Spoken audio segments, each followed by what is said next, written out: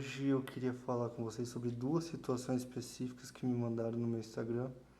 Uma é com relação à perda de comanda dentro de estabelecimentos alimentares, certo? E uma outra que eu achei até muito interessante é sobre o tempo de dívida em SPC, Serasa, nos órgãos de crédito no geral.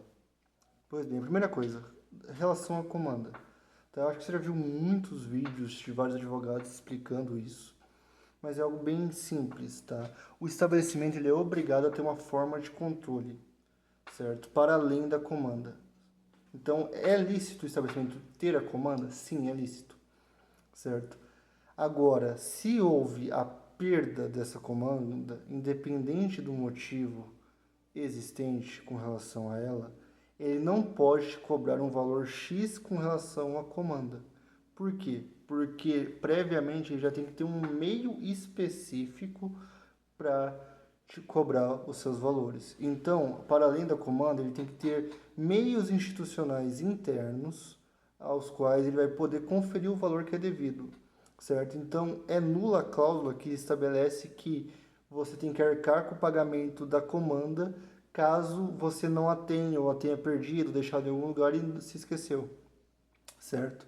Porque, muito embora essas comandas sejam feitas em vários estabelecimentos alimentares e vários postos de combustíveis também, independente disso, certo? Independente da comanda, que é uma forma sim lícita de controle, eles podem utilizar, deve também ter uma outra forma para que eles só te cobrem o quanto você consumiu dentro do estabelecimento, certo? Então, nesse caso específico, perdi a comanda, o que fazer? Ir ao gerente ou ir dentro do estabelecimento e falar que quer pagar o valor que foi colocado a você, certo? Aquilo que você gastou, certo? Que eles têm que ter essa forma de controle obrigatória, eles não podem te cobrar pela perda da comanda. Essa é uma e é a primeira situação. A segunda situação é sobre dívida. Eu sei que é diferente uma pergunta da outra, mas é interessante essa questão da dívida que me fizeram no Instagram. Por quê?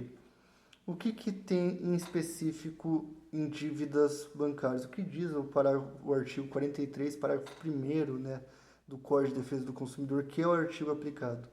As dívidas, no geral, de caráter negativo, elas podem ficar nos sistemas informativos e tudo mais pelo prazo prescricional de 5 anos. O que significa? Coloquei a dívida no Serasa, a dívida está colocada no Serasa. Passou 5 anos, essa dívida tem que ainda constar no Serasa? Não. Nesse caso específico, você pode entrar em contato diretamente com o sistema interno do Serasa e pedir a retirada. Eles são obrigados a retirar essa dívida, certo? Porque a dívida já está prescrita com relação à sua colocação, certo? Então já passou o prazo de 5 anos, certo? Ela não pode mais constar essa dívida lá em caráter negativo, e aí nesse caso específico você tem que pedir a retirada, né? Na realidade eles teriam que retirar de imediato, mas a gente sabe que por vezes isso não acontece, você tem que requerer a retirada com base no artigo 43, parágrafo 1º do Código de Defesa. Mas e se não retirarem? O que eu posso fazer? Nesse caso específico, você pode requerer a retirada junto ao PROCON, tá? É possível, certo? Ou, né, em caso ainda tenha negativa lá, ou eles não queiram fazer, enfim, aconteceu alguma situação, você pode demandar judicialmente. Só que é sempre interessante, quando você demandar judicialmente, ter as negativas. Então, você tentou pelo Serasa e tem a negativa provando que você tentou e que a dívida já está prescrita e eles deveriam retirar. Para quê? Para você até pensar num viés indenizatório, dando moral, porque se a dívida está lá, é lógico que ela te gera uma lesão, ela te gera um prejuízo, certo? Seu nome fica negativado, pode ter problemas para fazer financiamentos e coisas nesse sentido, então é óbvio que há uma lesão.